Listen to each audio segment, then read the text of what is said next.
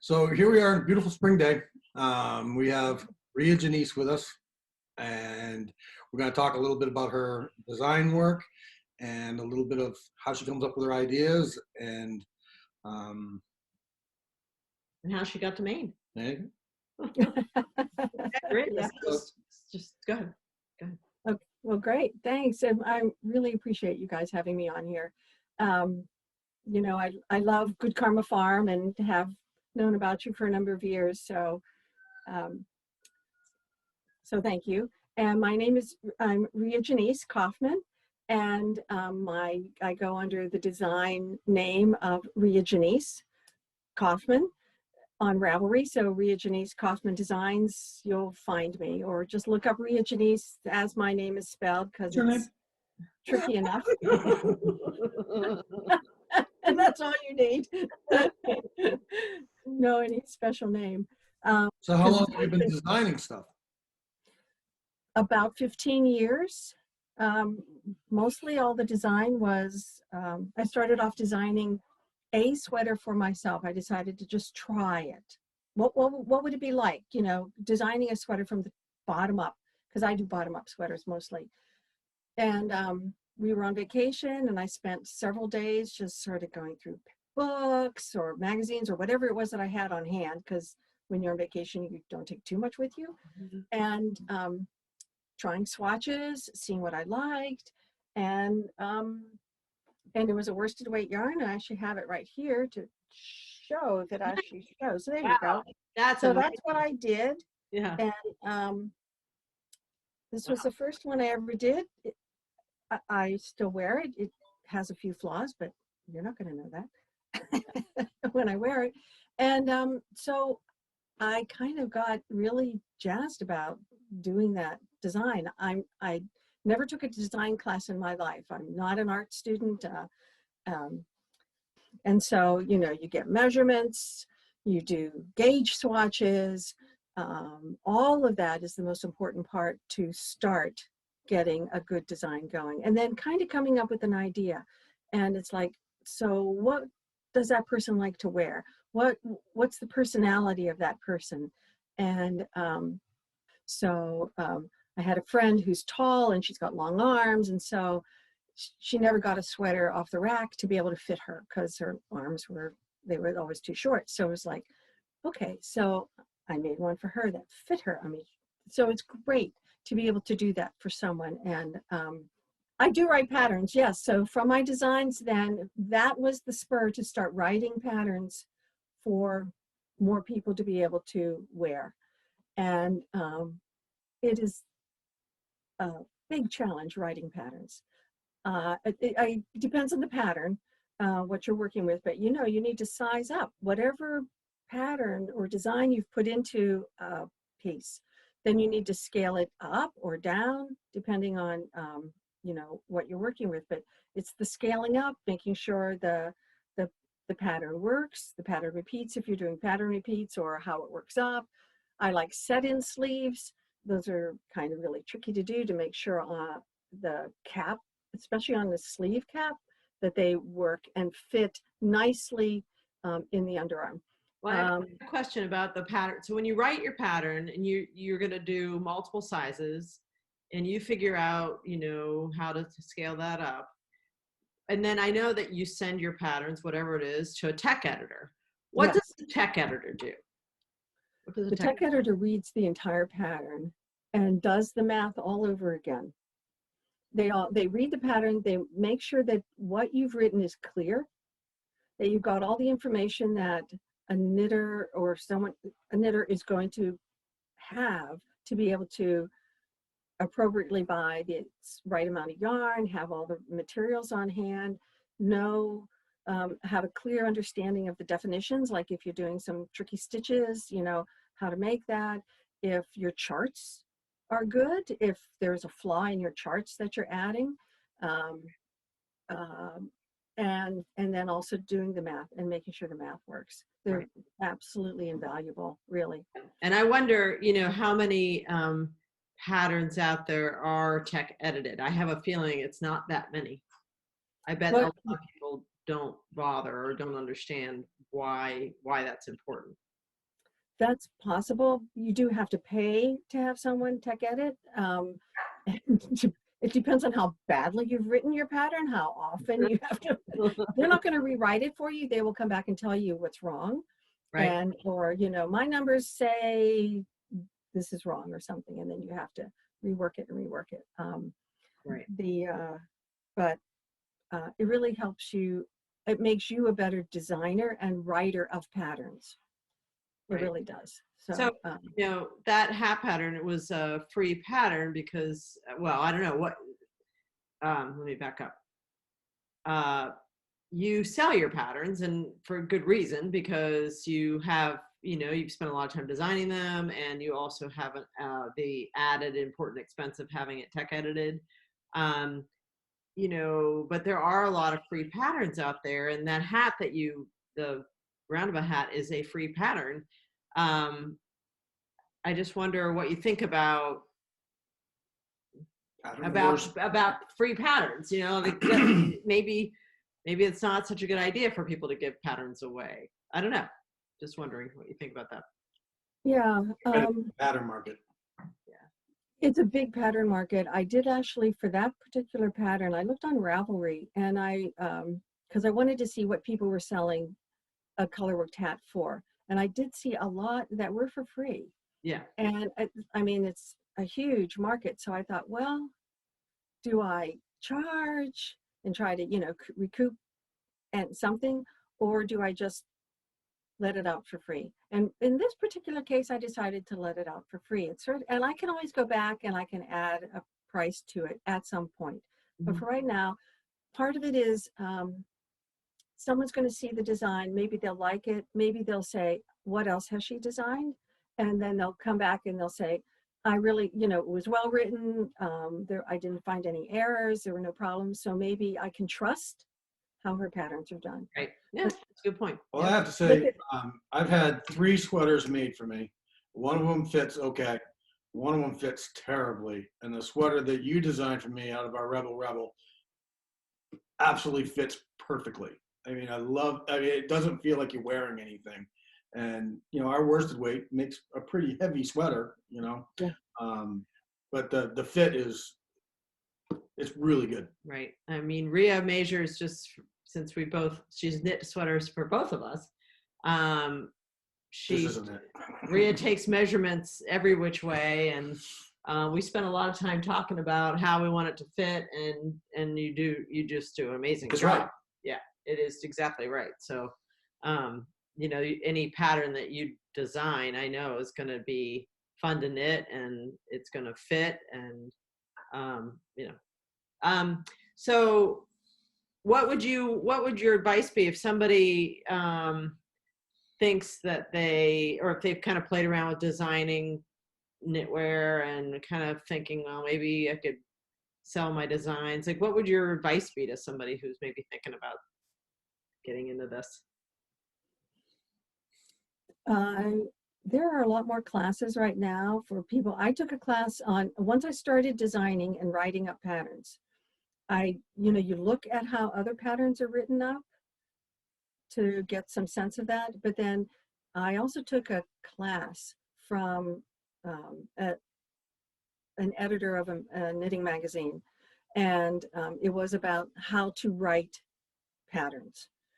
That was absolutely really, really useful. And it gave me a better sense of what the flow of information as you're writing it down. So I would say avail yourself of the information that's out there, and perhaps take classes. Lots of people want to help you to become a better designer, to become a good pattern writer, so that what you do, because you're going to put a lot of effort into it, what you do then can be used by other people, and then they will like you.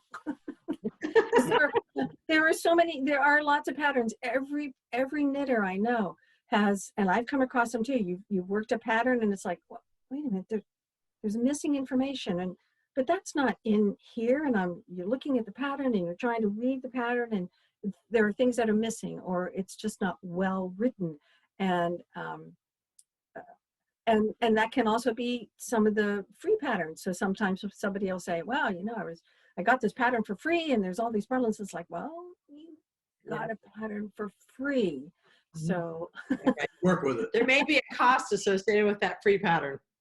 yes, that's right. There may be a cost. That's all it is. So when you're coming up with, when you think, yeah, I want to design a sweater for my friend, do you start with a sketch, or like what's the first thing you do?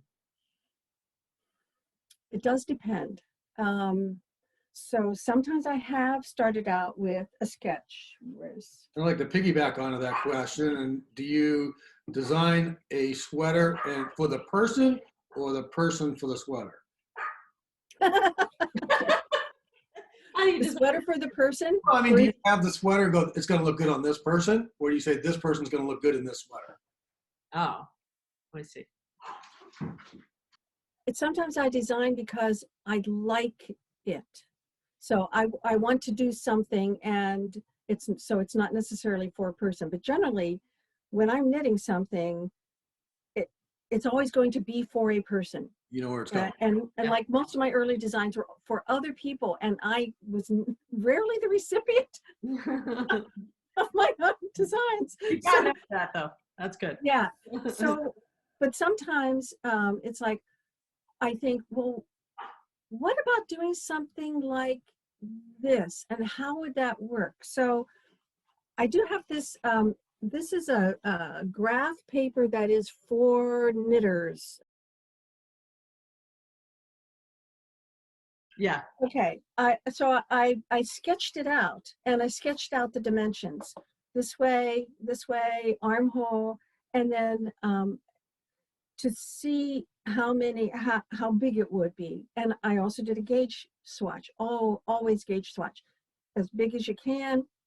If it's for a sweater, I often do a gauge swatch that is at least half across, especially if it's a cable. And sometimes I'll do it. Yeah. If it's a big pattern, I'll make a big one because I want to know how big those cables are going to take up on a person. That's time well spent then. Absolutely, right. And for cables, for instance, cables squish. So if you've got on the side and just a knit and purl kind of pattern going on, you're going to get fewer stitches. So a cable, let's say, is taking up 4.5 stitches per inch, but the stockinette or whatever that pattern is going to take up 4 stitches per inch. So that's the other part of the calculation of working out how it's going to, what sizes it's going to, how the size is going to go up. So that was one pattern I did with, because I wanted to do, it's like, so I've got this yarn, it's kind of, my husband had actually spun it, and I wanted to do something with it, but I couldn't do a full sweater because it wasn't enough, but it was a lace weight. Or you may not be able to see this either, but this was a pattern that I did for a sweater that used 4 different colors, and it had to be in tarsia. So again, cables, gauge swatch, and then these are how many rows and how many stitches for adding in the new colors and making a particular pattern. You you and your husband moved to Maine how long ago? 18 months. 18 months. I want to say, I do remember the first time you came to the mill because your husband, Hadan, bought a bat. Yes. And, you know, I'm going to say this the wrong way, but you don't stand up because you're a woman who came in, liked our yarn. He's a man who came in and bought a bat to spin himself. So that stands out a little bit more. Right. Yeah, that's right. Yes. And he took up spinning like 5 years ago. And so the other design is like, so what do you do with your spouse's early yarns? Because does he knit? No, he does not knit. No, he took up spinning to be an additional hobby after he retired. And then also to support my habit. Yeah. So you make a good team. Yeah. So I encouraged him to try all kinds of different fibers so that he could get a feel for how they all worked. And he's been having a good time with it. What's his favorite fiber to spin? He likes Coopworth. He likes BFL. That's Blueface Leicester. Pardon me? That's Blueface Leicester. Yeah, right. Blueface Leicester, yes. And Coopworth, not Merino as much. And he's done Romney, he's done Finn, he's done, I can't remember what he's spinning right now, but he's making a 3-ply yarn right now. That's fun. Yeah. Does he ever spin something, like, do you ever say to him, I want to design a hat, you know, using your hand spun? Like, have you ever collaborated, I guess, between Give him specs to make what you want to make right. a hat? Yes. No. Yeah. That's not in the future. It's really just for fun. His spinning is just for fun. Well, not really. I do ask him that when he spins, I prefer that he makes enough yarn so I can make a sweater. Oh, wow. Okay. Sweater quantity is basically what I ask him for. And, but sometimes it's sort of like, oh, that's kind of fun. You want to try that. And so it won't be a sweater quantity. So it'll have to be something else, become something else. Yeah. Yeah. So you said that you came here on vacation. Have you and Hadan been coming to Maine on vacation for a long time? Like, what made you come here? In Belfast. My sister would bring her family up to Maine for vacations. And one year she suggested that we try it out. And so our first couple vacations were in Korea, and a lovely little area. Maine? Oh, Korea, Maine. Yes. Maybe we're spelling Correa. Yeah, Corea. Yeah, right. Yeah. Lovely area. It was I've really never heard great. of It's a tiny little place on the bay, way up. It's a little further up around, I guess. And then we started coming to the Belfast area to the cottages, and we would rent a cottage for a week because he teaches, and he would do summer schools as well. So we had very little time, a window of time for him to take a vacation. So we would come up here, and the Belfast Belfast area vacation was it for, I don't know, 8 years or something like that. And again, always stopping by, picking up yarn. The first sweater I ever knit with your yarn was, I didn't need to do anything to it because it was such fun yarn. And so it basically shaped itself. So I just made a simple little V-neck sweater, and it's a sport weight, and it's my go-to. If I want to just put on a sweater. Right. I have one. My beater sweater, I call it. Yep. Yeah. Cookie Monster. Yes. Right. Yeah. I can never remember that. We try to name our yarns differently than everybody else. I love how you name your yarns. Yeah. I know you're wearing your newest creation. That's right. Prime ribbed prime. It's kind of like goose spruce. That's right. Ribbed prime, and I wanted to do, this is your okay, so I wanted to do a sweater that was fairly quick to knit. If this is your worsted weight, it's done on size 7s, and it's just a knit 2 purl 2, something pretty easy with set-in sleeves. I like set-in sleeves. I like seamed. You can get a better fit. Yeah. And that's what I really like about it. And the little zipper here just does a little closure. Yeah, love that. Yeah. It looks casual, but it looks dressy. Yeah, right. Yeah. Right. And it's nice and warm and comfy, and because your yarn is that way. I really like your yarn. This is the slip stitch tunic. Yeah, I love that. Here, right there. And gosh, it's so pretty. Yeah. And that's from your Spruced Goose, the sport weight. The poncho is in the back, the pocket poncho there. And the other one over there is Neanderthal, which unfortunately you really can't see the cable work on it because it's a dark color. Right. And So I actually have started working. That too, right? That we can. But that's really the cable work on that pattern. It's beautiful. Really That's pretty. a beautiful pattern. Yeah, for sure. And hopefully we'll have some photographs of that we can get some close-ups to put in. Yeah, definitely do that. Yeah. I was gonna go ahead. I was going to ask about your color choices. What what colors do you lean towards? Do you do multiple colors, or you try and do one color through a garment? I know your hat's color work. You said that was your first time doing hat color work. But with your sweaters, do you do highlight colors or anything like that, or just a straight run? My forte has been cables and lace. Okay. But since coming to Maine, I have really, I mean, there's so many good knitters up here, and you got great designers too, and a lot of people like to do color work. So I have been stepping slowly into color work. Let's just say that. Beautiful. It really Because is. I want to do a yoked sweater. That would be a nice color worked yoked sweater would be a great idea, and it's kind of germinating in my head. Right. I think those are coming back too, like the old Icelandic sweaters are starting to get popular again. Of that. Oh, absolutely. Yeah. Right. Yeah, and or maybe, and it could even be like a cardigan or something like that. But I just have to get, as a designer, I have to get out of my comfort zone, and You're not designing for you, right? You're designing for other people, but you have to like to make it. yes, that's right, right, the same thing and with feel our comfortable. Maybe not all of the colors are our favorite, but there's other people that do like them. You know, Yes, you gotta yes, you gotta look out for the populace and not just what you want to do. yeah. Though I do tend to go with colors that I like.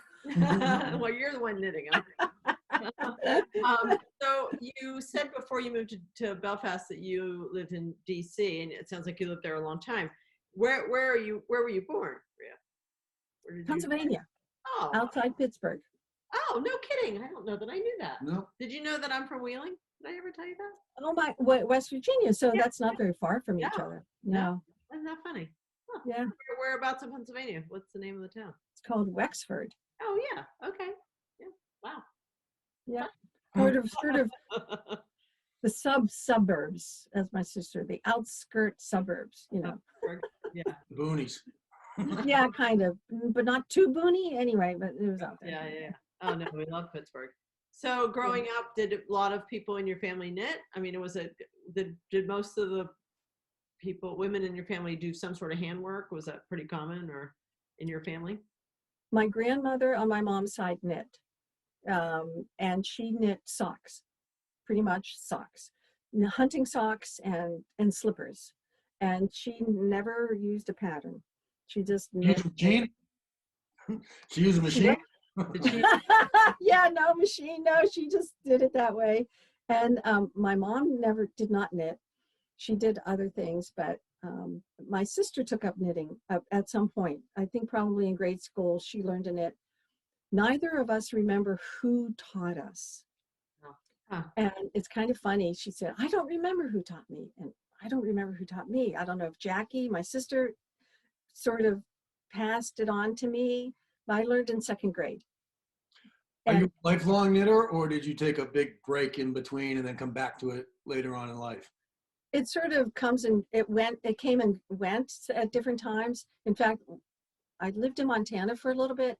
And when I was in Montana, I had to relearn how to knit because I decided to start knitting again. But it was like, how do I do this? So, you know, I had to learn again, Right. because it had been a bit of a gap. Yeah. So, I mean, I have a lot of times people will come in and say, look at the yarn. Maybe they're stop at the farm and they're not knitters or crocheters, and they say, oh, I wish I could learn to knit. And I always say, well, you can. There's only two stitches. There's never too late, and there are really only two stitches. You know, you really could get by with. I think you certainly could just knit a sweater. I don't even think you need to purl anything. There would be no reason you would have to purl something. You know, That's right. I think you could just do. We had this garter conversation stitch. about people have been knitting and weaving for centuries. Yeah. You know? Right. Oh, it goes way back. It goes way back. And the first knitters it was all in the round. Oh, And so everything was a knit stitch, and Yeah, they did right. color work, a lot of color work then too, and mostly socks, that kind of thing, the hosiery, stockings, those are the earliest knitting. And the novelty stitch was the purl. Oh. Yeah, right. So for all you people out there that have said, "Oh, I wish I could learn to knit," now's the time. Yeah. too late. Have you seen an uptick in pattern sales during the lockdown? I have one pattern that sells a lot. It's a hanging dish towel pattern. So, people seem to like that. And I have 4 different stitch patterns in that pattern. And also you can use 2 types of yarn, a DK weight or a worsted weight cotton. Yeah. And so I've got the whole, everything for that. And I've noticed when that one sells, that sometimes it seems like it's maybe someone's teaching a class. Oh, Because you can learn, it's an easy way to learn different stitches and decreases and even making a buttonhole. So I think that, but that's kind of the most, the biggest pattern sale. The other one is the poncho. oh, It's a great. pocket, has pockets on it, and people seem to like that quite a bit. That's a great pattern. How often do you get people who have bought one of your patterns and, maybe they're not, I don't know, maybe they're not Can't read a super pattern? experienced or something, and they run into a problem. How often do you contacted by people who are knitting one of your patterns and they need help and they turn to you? Does that happen very often? No. Oh, No. good. That's good. I did have one person, but it was an early pattern. And fortunately, it was not a tech edited pattern. It was one I posted earlier, and she ran into a problem, and it was like, oh my gosh. So I fixed it, and then I had it tech edited, and I added a schematic. And so now I know it's a good pattern to work. So she made you help make you that pattern better. Helped you make that. Yes. Yeah. So And it made me review some of my other patterns that I had up there, and it's like, why don't I just take some of these down, because those were really early, and who knows what might be in there. So I just took some of the really early bad, so anyway. you could have them tech edited and put them back up? Were they not- Maybe, Huh? maybe, yeah. So also you, in your designs, you're designing in both worsted weight and sport weight of our yarn that we know of. You're probably using Aran weights and stuff. Is there a big difference of designing between different weights of yarn and writing the patterns for that? Is it harder or easier? Yes. Again, it's math. It's all the math. You have to change your math. And I like also doing lace. So I'm using fingering weight yarns too to put together patterns. And it's all gauge, it's all measurements. And so I don't have a set pattern that I just plug in different works with. What I was going to ask, it seems like a lot of designers will design, using worsted weight or lace weight, but they're not going the full spectrum of different weights of yarn. That's kind of, Yeah. It seems that way. it's Yeah, I would say that's true. it's got to be more fulfilling for you to be able to do different weights of yarn instead of just doing the same thing over and over again. Well, I like doing that. It breaks me out of a pattern, a habit kind of thing. And it's like, and then I'm learning new skills, new techniques, and hopefully having a wider range of patterns to offer people, like doing shawls or doing cowls, or, you have that one cowl that Yeah. I worked up for you guys. Right. So yeah, speaking of which, you that pattern was for the what is the name of the guild that was for? The Knitting Guild Association. Right. Can you Yeah. talk a little bit about the Knitting Guild Association and what that is and kind of, Sure. Yeah. It's a global organization, and it is designed to, well, you can become a member and just get their magazine. And if they have classes, which they've actually started to open up to their members, you can, you learn techniques, because the Knitting Guild Association wants you to become a better knitter and a better crocheter, or a tech editor. They have classes so they've got programs where you can become a master knitter. You can just become like a judge to go to fairs and know how to judge pieces. An editor, yeah, or just to learn basics and learn to become a good just a good knitter instead of a certificate to become a master knitter, which, and then they have their own magazine, which comes out 4 times a year, and it's called Cast On. It's a digital magazine available to members. And inside that magazine, they have techniques well written out on how to do various techniques, and then a lot of patterns. Wow. So you have submitted things for that magazine, and this cow, which I can't remember what the cow's called. Marley Poppins. Marley Poppins, that's right. And that was using 2 different colors of Good Karma Sport Weight. That's And right. they chose that pattern for that cow for that magazine, right? Yeah, I submitted a design possibility, and with either a sketch, or I think I had done a swatch, or maybe just the chart of it. And then when they accepted it, then they said, okay, what kind of yarn do you want to use? And I wanted to feature a main yarn, and I definitely wanted to feature your yarns, and have the members of the guild know about your yarns. Mm-hmm. Right. Because I think they're great and people should, anyway. So, and then I knit the sample for them with the yarn, and they contact you and ask for the yarn and then I wrote up the pattern, and then they edited it. Yeah, And that's nice. Yeah, and well, then, okay, and then I guess we probably could wrap up, but I have one last question. It seems like a good question to ask anybody these days. Once things settle down with COVID and the pandemic, have you, Dawn, thought about where you might like to travel? Is there some place that you're been thinking about? a couple places, actually. One, we never really explored much of Maine, just sort of the coast area where we've been, because we never had a lot of time. So I'd like to explore more of Maine and get to know it more. He wants to go to Canada and see more up in Canada. We would love to go to New Zealand, and we'd love to go back to Ireland and Scotland. And then, those are places we would like to travel to right now. Right, those all sound good to me. Yeah.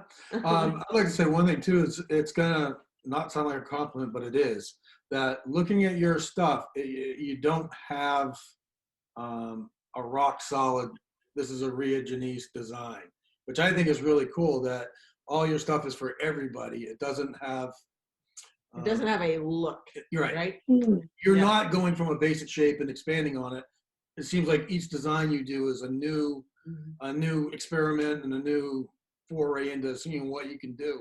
I think that's really cool that everything doesn't look like it's designed by you. Thanks. And there is a compliment in there. I get what Jim's saying. I can think of one designer in particular that really you can look at any of the sweaters that this person designs and know it's from them. They don't really change that much. They change just a little bit, right, sweater to sweater. Which leads back to that you make the sweaters for the person, pretty much. Okay. Well, thank you very much, Rhea. It was fun. Thanks very much, you guys. Okay, take care. Bye.